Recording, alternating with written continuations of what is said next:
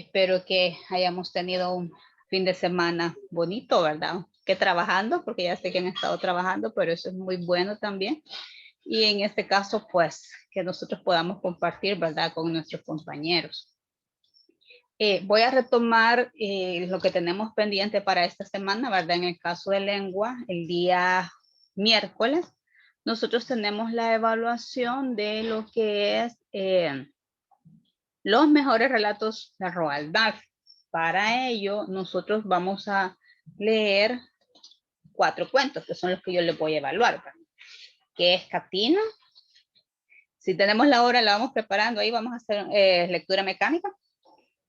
El siguiente cuento sería El gran gramatizador automático, que si buscamos en el índice, son los cuentos 1 y 2.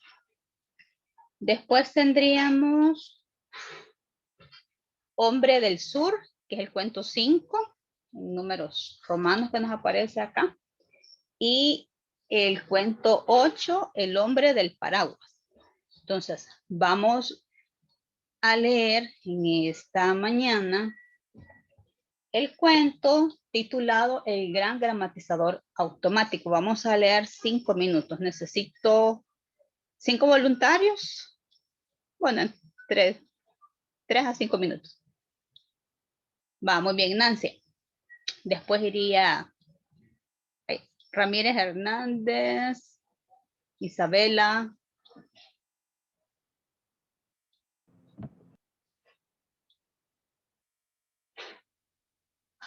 Va, con gusto, tenemos. Los cuentos son el Catina, que es el primer cuento, que ya lo habíamos comenzado a leer en la clase anterior. El gran gramatizador automático, que es lo que vamos a leer ahorita. El tercer cuento sería Hombre del Sur. Y el cuarto cuento, El hombre del paraguas.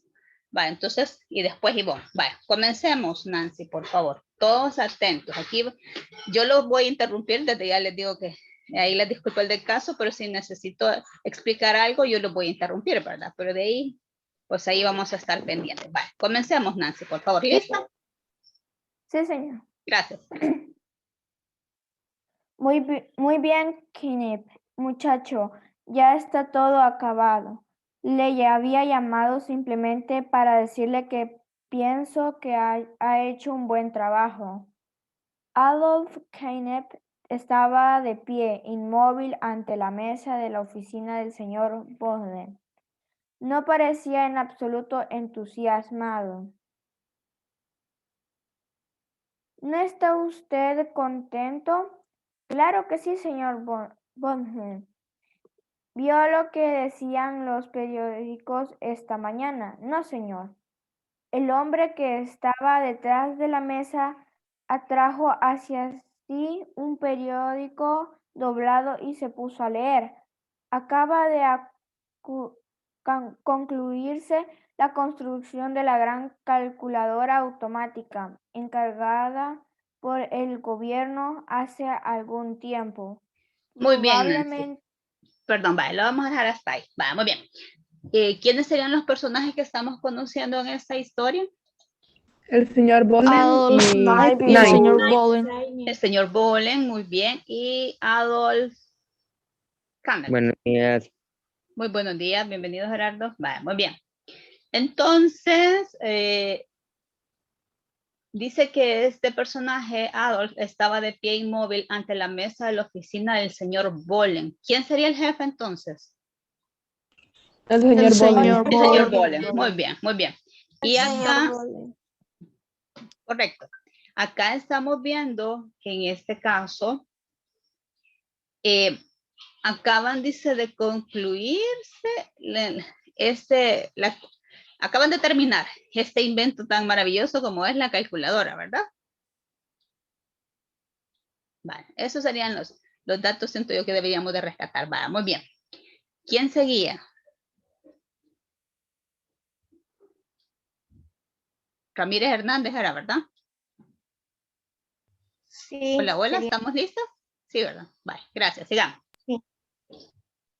¿Desde dónde se quedó, señor?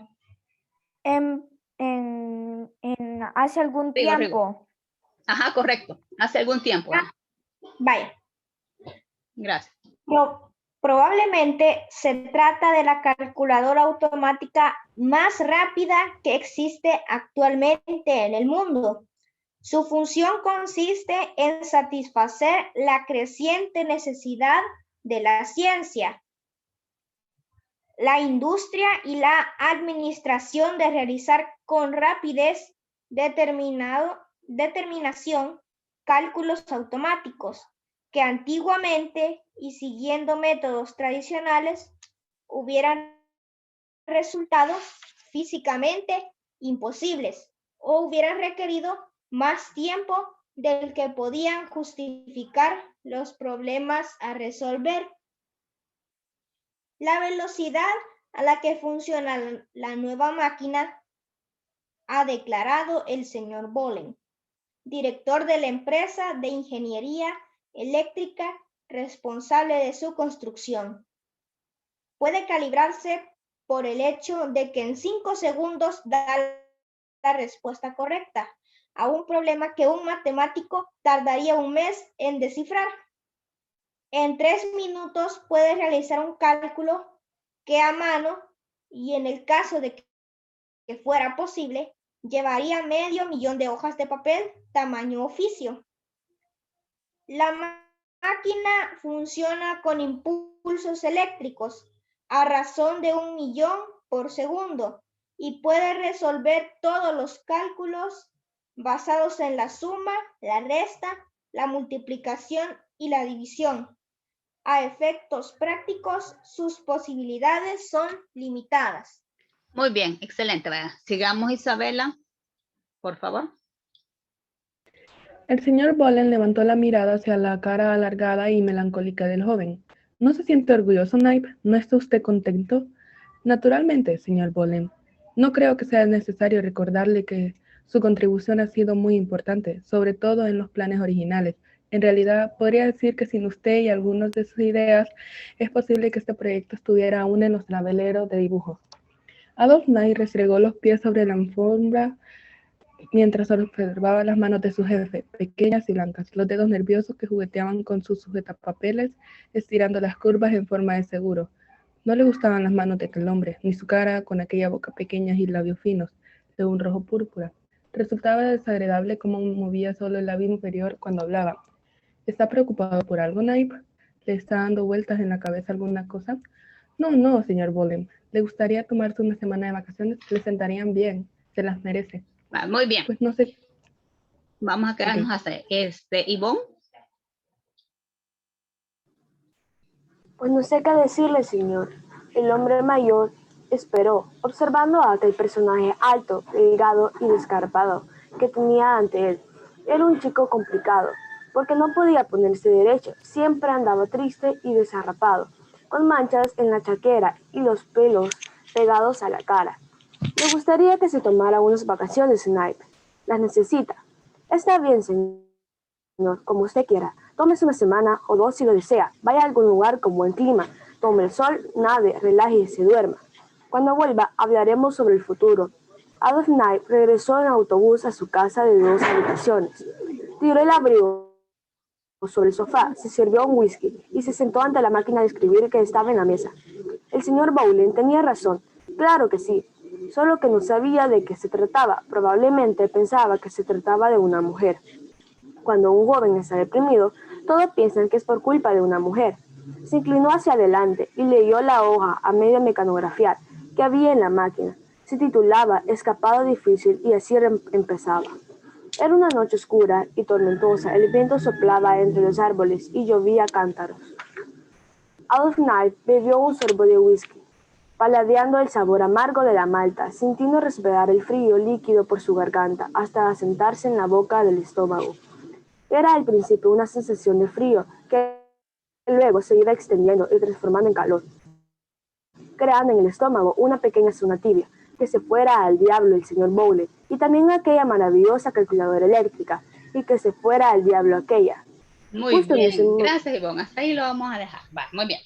La idea es que nosotros vayamos leyendo, ¿verdad? Ya por nuestra propia cuenta, ¿de acuerdo? Mañana, día martes, vamos a tomar unos minutos para aclarar alguna duda que ustedes tengan referente a cualquiera de los cuentos, ¿verdad? Por evaluar. Recordemos que esta evaluación va a ser en la plataforma Santillana. Ahí se los voy a colocar. Usted va a buscar, siempre entramos a pleno y después los mejores relatos de Roald Dahl. Así se va a llamar la evaluación. Ahí lo podemos buscar. Bueno, en la guía de la semana pasada está, ¿verdad? Y siempre se va a mantener la misma dinámica. Y lo vamos a realizar en la hora clase, ¿verdad? Que mañana, el miércoles, ¿a qué hora llevamos clase? ¿Quién se recuerda? 10 y 20. 20, señor. Vamos bien, 10:20, muy bien. Voy a compartir la guía que vamos a trabajar esta semana. En el transcurso del día la voy a colocar en la plataforma del colegio, ¿verdad? Para que nosotros lo vayamos teniendo. Este día vamos a hablar un poquito de lo que es la comunicación literaria. Este es el tema. Siempre lo vamos a retomar del libro texto. Entonces todo el mundo ahí lo tiene, por favor. En este caso estamos hablando de la página 12 y 13. Vamos a comentar nuestro contenido socioemocional, nuestro indicador. Vamos a identificar cada uno de los elementos de la comunicación en un texto literario, real o imaginario. Ya vamos a llegar a ese punto. Pongamos de moda la felicidad. Yo les he puesto acá una frase también. Seamos felices con el amor de nuestro Dios. ¿Quién quiere comentar? ¿Qué le parece esto de pongamos de moda la felicidad?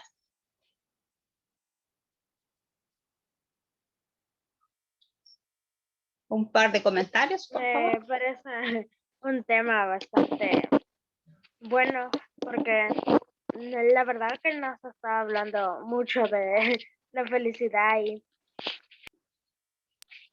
que se sigue pudiendo hablar, pero virtualmente, o sea, siempre se puede mantener una persona feliz. Muy bien, excelente, gracias. ¿Alguien más? A pesar de lo que sucede, debemos estar lo mayor del tiempo posible felices. Muy bien, eso sí, ¿verdad? Vamos a tener ciertos momentos que tal vez no son tan agradables, pero en la medida de lo posible, pues, tratar de compartir esta felicidad. Muy bien, va, muy bien. Entonces, vamos a ver qué es esto de la comunicación literaria. Cuando nosotros hablamos de la comunicación, ¿qué es lo que nos viene a la mente? ¿Qué necesitamos para poder comunicarnos? ¿Hola? Una persona con la cual hablar. Muy bien, una persona con la cual hablar. Entonces va a haber un emisor. En el caso de ahorita, por ejemplo, yo me vuelvo emisor y ustedes se vuelven Receptor. receptores. Muy bien. Y Entonces, también un mensaje, tiene que haber un mensaje. tiene que haber un mensaje, muy bien, tiene que haber un código. O una Entonces, idea. una Un idea, tema. correcto, muy bien. Entonces, no es algo nuevo lo que vamos a hablar ahorita, ¿verdad? Es algo que nosotros, pues ya conocemos. Entonces, vámonos en este caso a la página 12 y 13 de su libro, por favor. Ya, señor. Vaya, muy bien. Ya les voy a compartir yo acá el libro, ¿verdad? Para que vayamos leyendo entre todos. No sé si usted ya se fijó que les he colocado, voy a entrar aquí en séptimo B, un foro donde usted puede comentar lo de Roald Dahl para que nos vayamos familiarizando un poco acá con la plataforma. Entonces, si usted tiene chance, ¿verdad? Ahorita que estamos leyendo los mejores relatos de Roald Dahl, pues perfectamente podemos compartir nuestras impresiones, ¿verdad? No hay ningún problema. Vamos a entrar acá. Y usted también lo puede hacer desde su cuenta de Santillana, ¿verdad? Yo lo vi, señor, y dije, no he hecho esta tarea, pensé que era tarea. No, esa no es tarea, eso es voluntario. Eso es voluntario. Porque, pues a veces tenemos mucho que comentar y tal vez no nos queda mucho tiempo y ahí podemos ir aprovechando, así que no hay ningún problema. Vale, muy bien. Vamos a ver entonces ya específicamente estos textos de naturaleza literaria. Vamos a ver. Hoy es 15. ¿Quién es número 15 del séptimo C?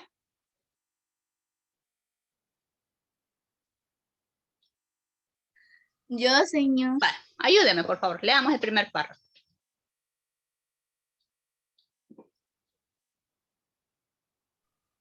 Los textos literarios son aquellos que privilegian la expresión y la capacidad de conmover al lector. En su construcción, el escritor o escritora se detiene en la redacción y juega con los recursos lingüísticos, personificaciones, metáforas similares, etc. Y las reglas del idioma, ortografía,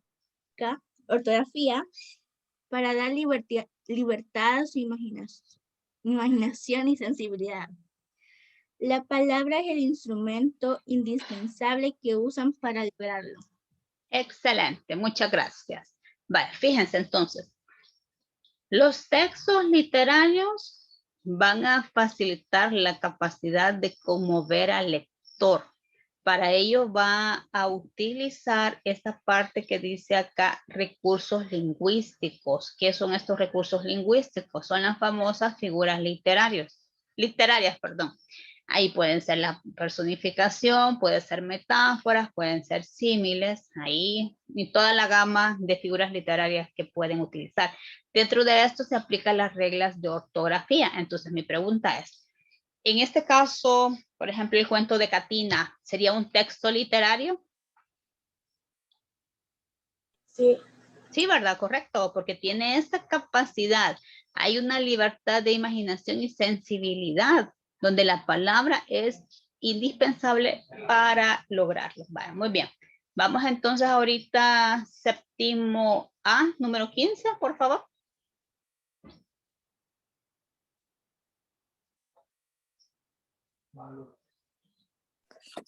Hola, hola. Se clasifican como textos literarios todos aquellos de tipo narrativo, novela, cuento, leyenda, fábula, etc. Lírico, poemas y dramático, teatro, drama, tragedia y comedia, mediante los cuales el autor o autora comunica sus pensamientos, sentimientos y emociones. Muy bien.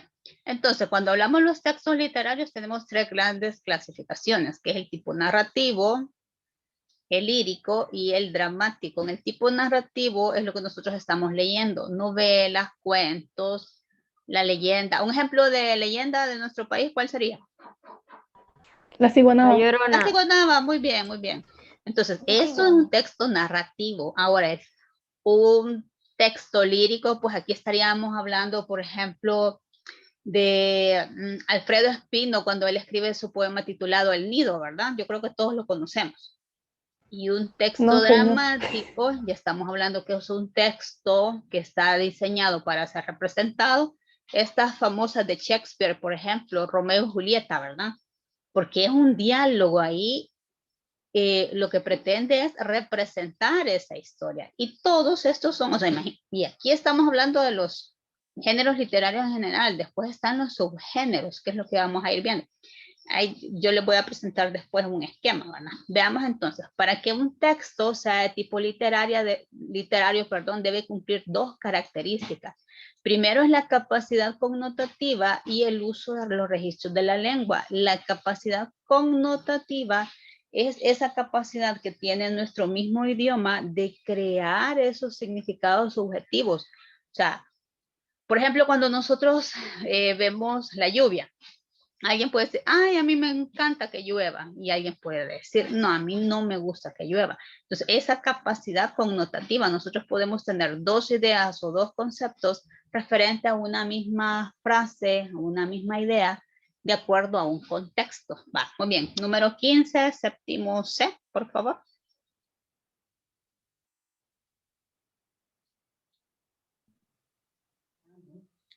No está número 15. Sí, yo, señor. Ah, vale, perdón, gracias. Leamos, por favor. Capacidad connotativa. Capacidad connotativa. Las palabras adquieren significados subjetivos personales, por ejemplo, en la expresión. Se me vienen las lágrimas a los ojos como si mi madre me besase. Se puede interpretar de dos formas, que son lágrimas de felicidad por el amor que tuvo por su madre o lágrimas de tristeza por recordarla. Muy bien, gracias. Entonces, esa es la capacidad connotativa. Miren, y nosotros a través de una idea podemos interpretarla de dos formas, de acuerdo a un contexto. Puede ser un recuerdo o puede ser el momento, vivir el momento, ¿verdad? El presente cuando nuestra mami ahí nos regala un beso. ¿De acuerdo? Va, muy bien. Veamos entonces ahora, por favor, número 15, séptimo D. Uso de los registros de la lengua. Leámoslo, por favor.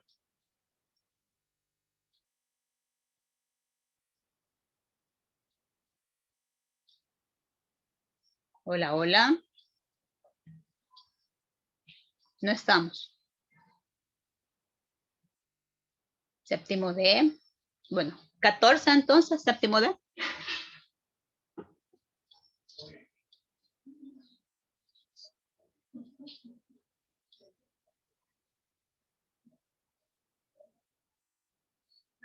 Un voluntario del séptimo D, por favor.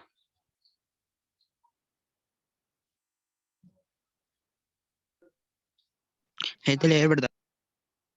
Vamos a leer acá uso de los registros de la lengua, por favor. ¿Por dónde quiero ver? Textos de la naturaleza literaria y definición y características, señor. Lo que estoy proyectando en la pantalla, uso de los registros de la La lengua. comunicación. Vamos a ver, veo, dijo el ciego y nunca vio. Ajá. ¡Aplauso! Va, compañerito, tenemos que aplaudir. En que, señor, no tengo los libros y estoy intentando ver en la pantalla, pero se ve algo No lo borroso. logra ver. Vaya, No, ¿alguien que me ayude entonces? no, porque yo con gusto. Yo, señor. Vaya, por favor, gracias.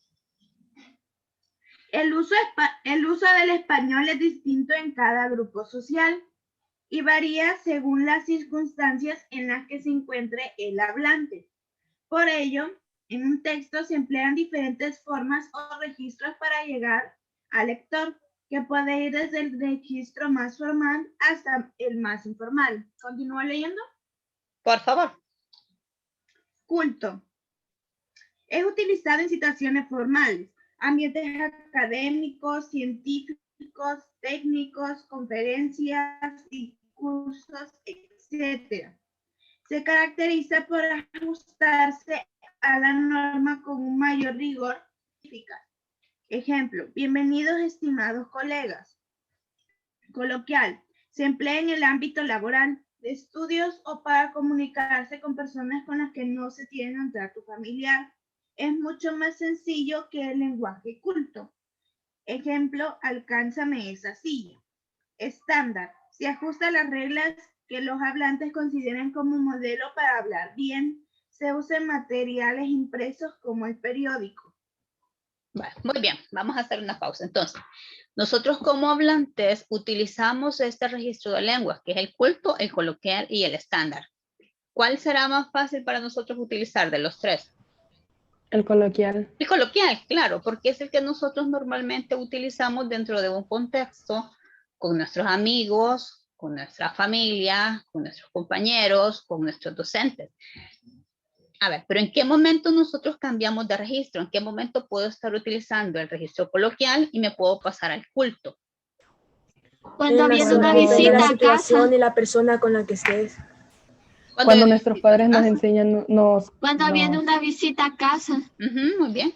Cuando una persona mayor nos habla, que no conocemos bien. Muy bien, cuando una persona mayor nos habla, muy bien. En el caso, por ejemplo, aquí en la asignatura de lengua, en su clase anterior que fue matemática, ¿cuál registro utilizamos nosotros los profes? ¿El culto, el coloquial o el estándar? ¿El culto? Depende si están explicando. Culto o el estándar. Muy bien, si Coloquial estamos y estándar. explicando, me encantó eso, muy bien. Si estamos explicando, entonces estaríamos utilizando el lenguaje.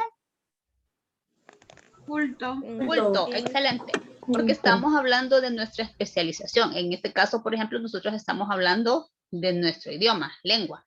En el caso de matemáticas, pues la señora, no sé qué términos utilizó este día, ¿verdad? Pero sí está utilizando términos propios de su asignatura. Muy bien. Y dentro de esto, por ahí decía alguien que depende del momento en el cual nosotros estemos hablando. Yo puedo fácilmente cambiar al registro coloquial. Y siempre, siempre, siempre el coloquial y el culto, obviamente, nosotros como emisores demandamos respeto de los receptores, al igual que ustedes los receptores demandan respeto de nosotros los emisores. Eso es lo bonito de nuestro sistema de comunicación, ¿verdad? Y en el caso, por ejemplo, en el estándar, aquí ya estaríamos hablando esas reglas que se vuelven modelos. Normalmente esto lo vamos a encontrar en materiales impresos, el periódico, un texto narrativo, porque la idea es que las personas cuando estemos leyendo entendamos exactamente lo que el autor intenta transmitir. Muy bien. ¿Dudas sobre esto, chicos? No. No, señor. Va, muy bien. Sigamos entonces con los elementos de la comunicación literaria. Aquí vamos a hablar de la comunicación real y la comunicación imaginaria. La comunicación real es cuando yo, por ejemplo, tomo la obra Los mejores relatos de Roald Dahl. En ese momento, el emisor, o sea, ¿quién me está contando cada una de las historias? ¿Quién sería? El autor. El autor. Entonces, en este caso estaríamos hablando que es Roald Dahl. Entonces, esa es la comunicación real. Ahora bien, ¿en qué momento él realmente se vuelve emisor? Bueno, cuando yo abro el libro y comienzo a leer, porque solo cuando yo comienzo a leer es cuando realmente funciona la comunicación. Porque el libro puede estar ahí bien guardadito, ¿verdad? Debajo de mi cama, y como nadie lo lee, ahí no hay comunicación. Entonces, eso es bien importante. Esa es la comunicación real.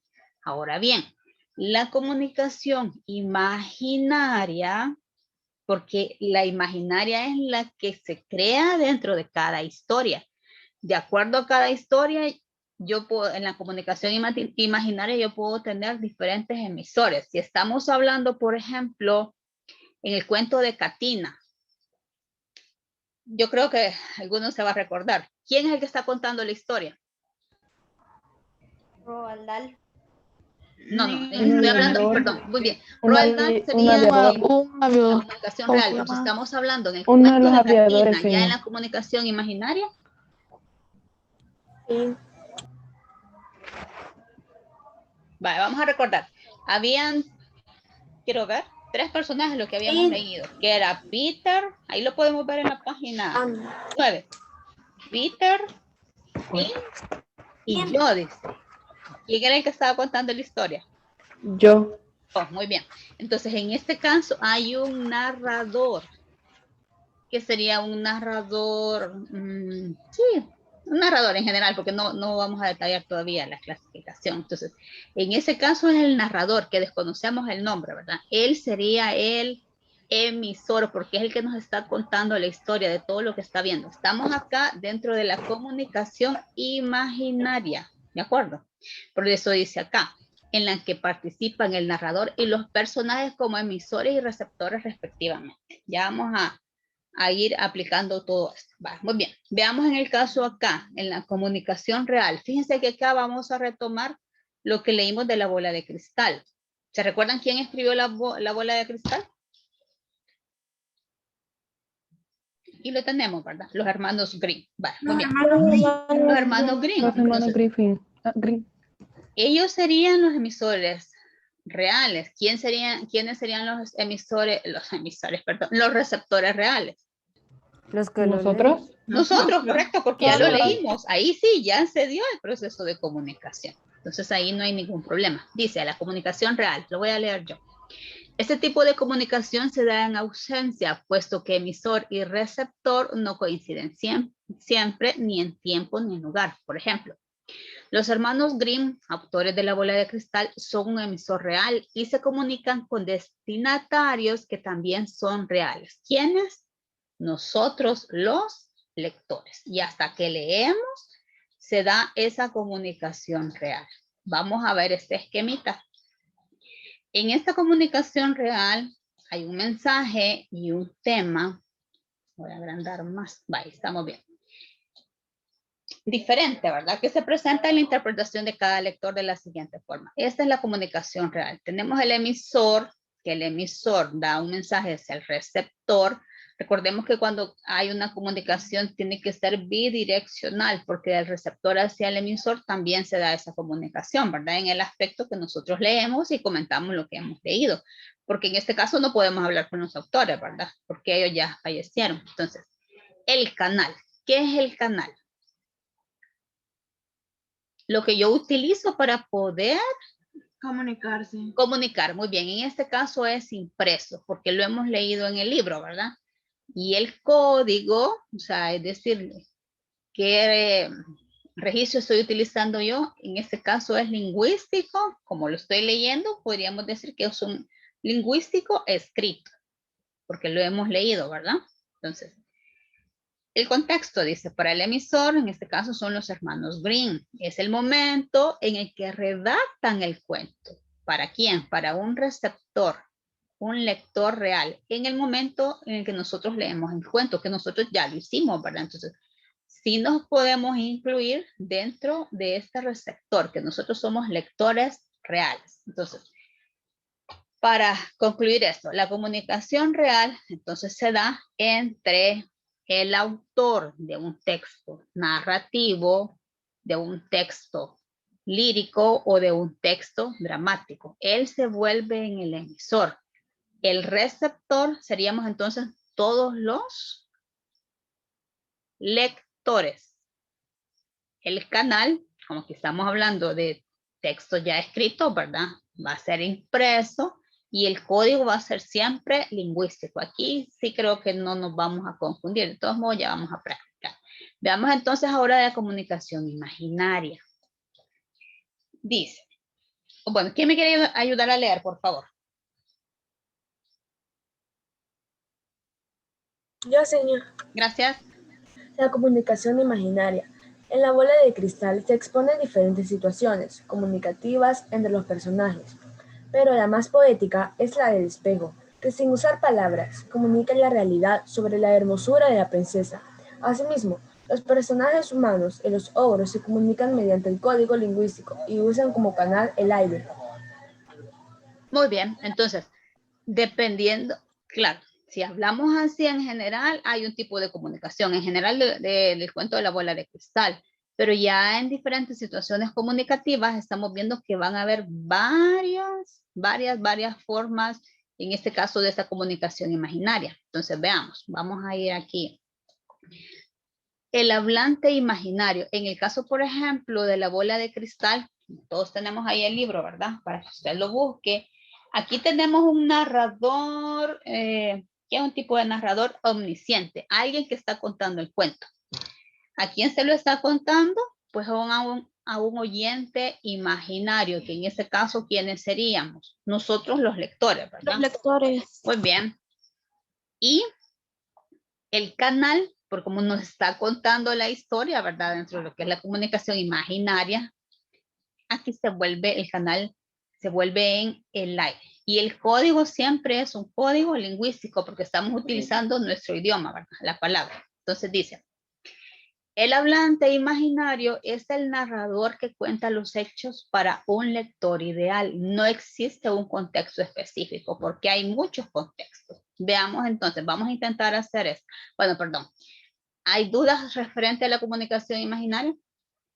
No, señor. No, vamos bien. La comunicación imaginaria entonces, vamos a hablar de un hablante imaginario, que es quien está narrando la historia, un oyente imaginario, que en este caso somos nosotros, y el canal siempre va a ser el aire, y el código siempre es lingüístico.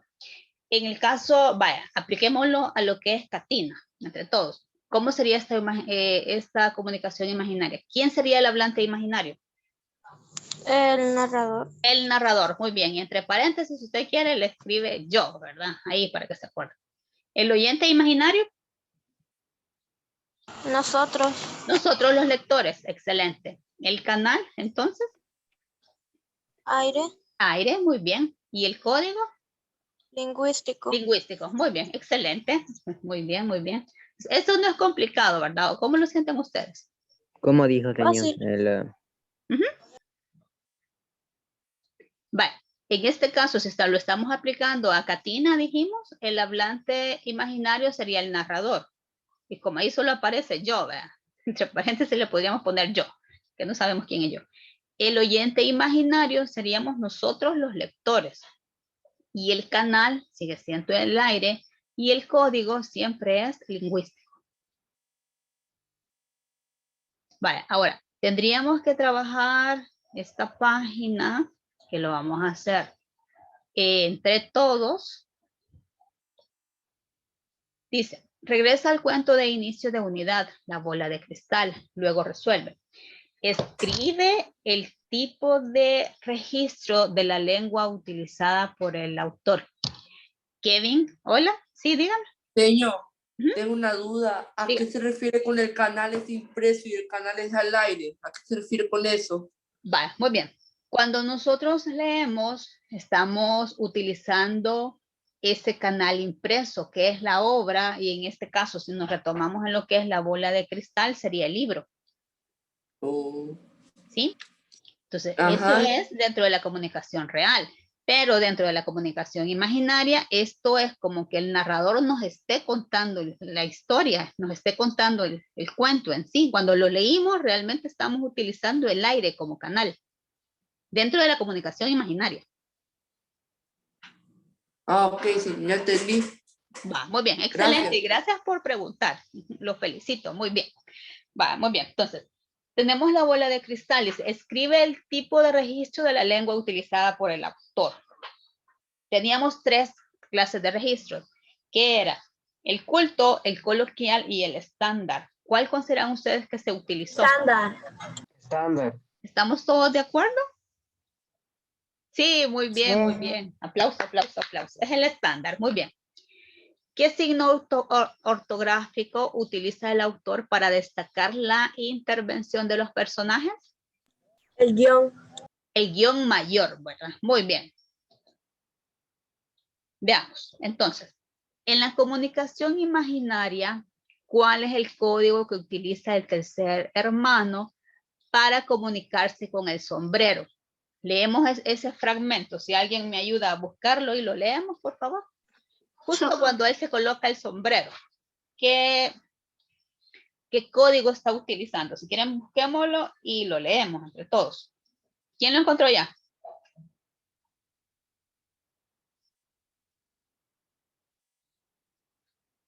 En la parte que dice, si pudiese encontrarme en el castillo del sol de oro. Y al instante que salieron estas palabras de sus labios, se halló en la cima de una alta montaña, ante la puerta del alcázar. Muy bien, gracias. Entonces, ¿qué es lo que hizo él? ¿Qué es lo que hizo el tercer hermano? Primero, bueno, quizás no pensó, sino que de una vez habló, ¿verdad? Entonces, exacto, habló para él mismo. ¿Cuál código entonces estaría utilizando? ¿Cuál código dijimos que es? Que esto no cambia. Código lingüístico. Lingüístico, muy bien. ¿Por qué es un código lingüístico en este caso? Porque recordemos que por ahí lo leyó. Me voy a regresar yo. Dice, y colocándose el sombrero se alejó, pero pensando en la princesa se olvidó enseguida de los gigantes. Suspirando desde el fondo del pecho, exclamó. Ya cuando dice exclamó, ¿qué implica eso? Que él habló. Entonces, por eso es un registro, en este caso, perdón. El código, corrigiendo ahí, es un código lingüístico porque él emite su deseo a través de la palabra hablada. ¿De acuerdo? Anotamos eso. ¿Cómo se Vuélvelo a repetir, señor. Muy bien. Utiliza el código lingüístico.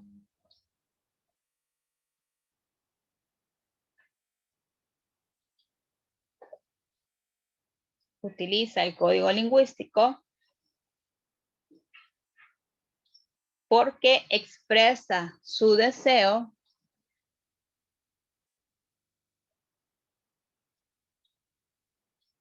a través de la palabra hablada. A través de la palabra hablada.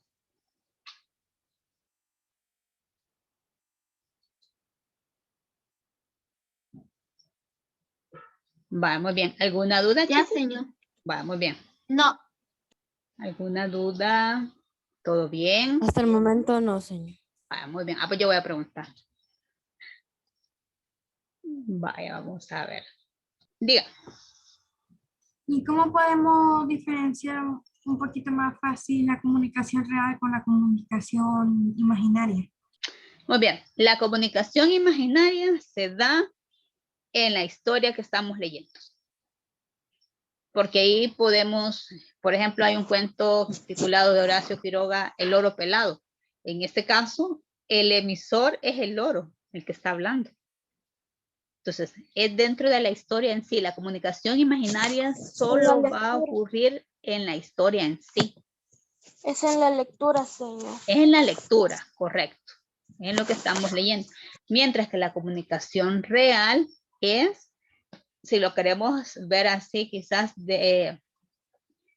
dentro de nuestra realidad. O sea, ¿quién escribió el libro? Aquí estamos hablando, por ejemplo, de Roald Dahl. Él es el emisor real porque él crea sus historias. Entonces, esa es la comunicación, dentro de la comunicación real, ¿verdad? Él es el emisor real porque él nos cuenta sus historias. Pero dentro de esas historias, ya dentro de la comunicación imaginaria, entonces, es donde tenemos diferentes autores, diferentes narradores, por lo tanto, diferentes emisores. Vale, por ejemplo, si nosotros hablamos de la ciguanaba, ¿cómo comienza? Vamos a ver a alguien que me quiera así comenzar a narrar el inicio de la ciguanaba, de esta leyenda nuestra. Lo que decía Chihuahua era una mujer muy bonita. Había una mujer que vivía en un pueblo. Vale, vamos a ver. Daniela Figueroa, vamos a ver. Ay, señor, yo hablé primero. Ah, vaya, María. Soriano, ¿verdad? Sí. Vaya, comencemos. Que la ciguanaba antes de convertirse, antes se llamaba Cihuehuet, y era como de los pueblos de antes. Entonces ella se enamoró del hijo de Tlaloc, creo, y tuvieron un hijo. Muy bien. Pero ella descuidaba al niño, que era el cipitillo. Correcto. Entonces lo descuidaba solo por estar con el hombre. Entonces Tlaloc se enojó y la transformó de una mujer hermosa a un ser horrible y la llamó Ciguanaba. Muy bien, va, entonces, en este caso, si estamos hablando de la comunicación imaginaria, justo cuando María la está contando, ella entonces se transforma en el emisor, porque ella nos está contando la historia dentro de la comunicación imaginaria, porque a ella le han contado ese cuento y ahora ella nos la está contando, ¿sí? Vale, ella se convertiría entonces en el emisor, en el momento justo ahorita que nos la contó. ¿Cómo se da entonces la comunicación real? ¿Quién sería entonces el emisor? ¿Yo? El emisor real. Ahí estaríamos hablando que son todas las historias, o sea, todos los narradores, porque María nos contó una versión, hay otras versiones, ¿verdad? Y no quiere decir por eso que sean falsas, no, todas son válidas porque por eso es una leyenda. Entonces, la comunicación real, en este caso el emisor real, viene a ser todas esas historias, toda esa gama que tenemos de creencias nuestras en El Salvador. Entonces, la comunicación imaginaria se da justo en el momento que nosotros vivimos la historia, así. Ya con nuestras propias palabras. ¿De acuerdo? Ya me robé unos minutos de su receso, perdón. Vaya.